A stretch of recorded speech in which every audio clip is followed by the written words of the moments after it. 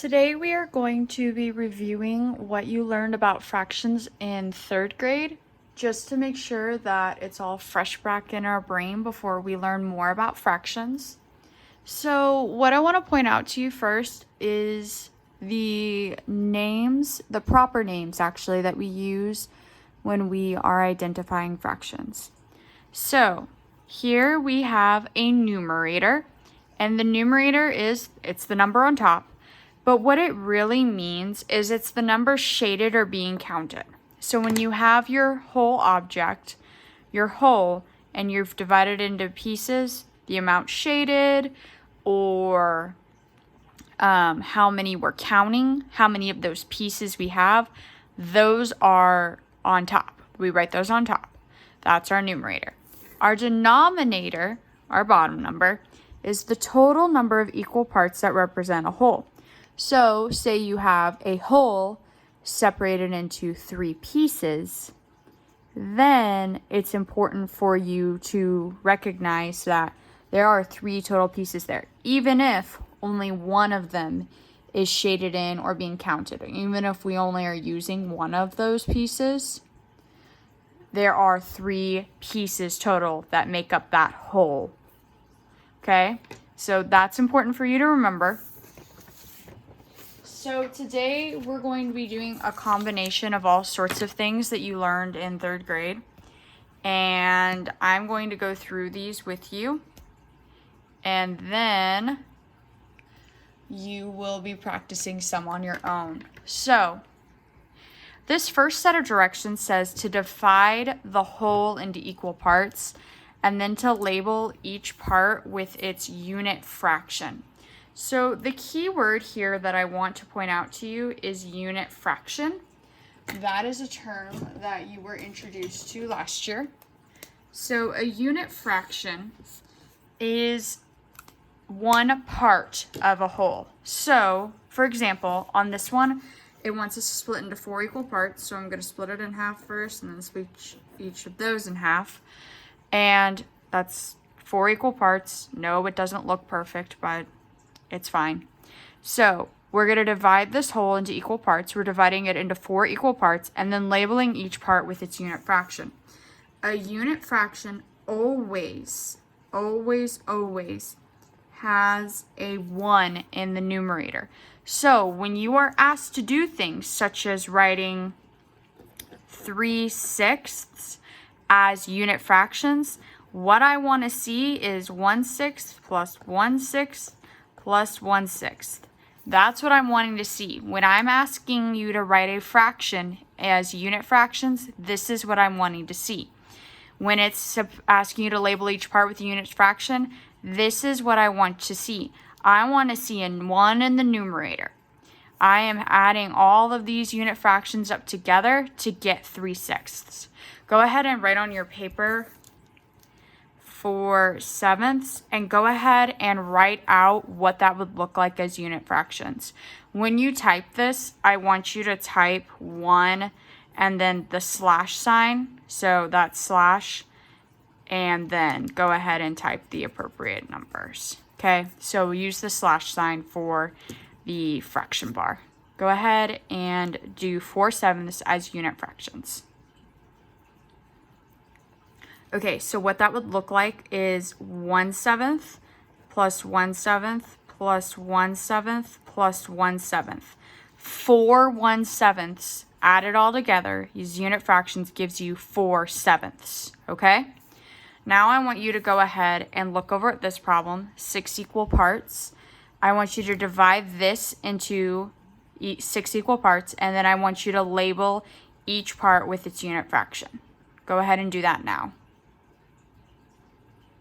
Okay, so you should have had this as 6 equal parts.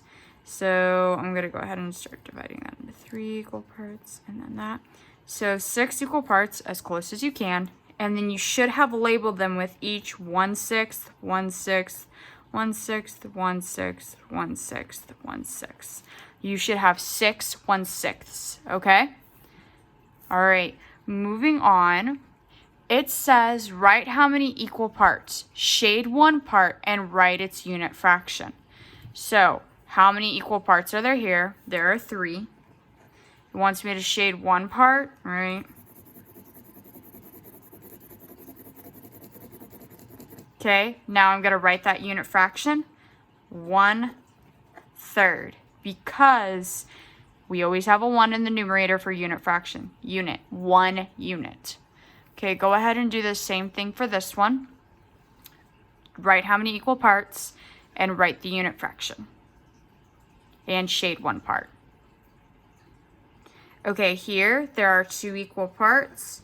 If we shade 1 part, it doesn't matter which part you shade. It really doesn't. Okay, so there's 1. And as the unit fraction, we write it as a 1/2. Okay, let's go ahead and flip it over. So write the missing numerator or denominator to show the shaded part. Go ahead and shade in 3 of your circles. Okay, so write the missing numerator or denominator to show the shaded part. Here's what I need you to do. You need to fill that in.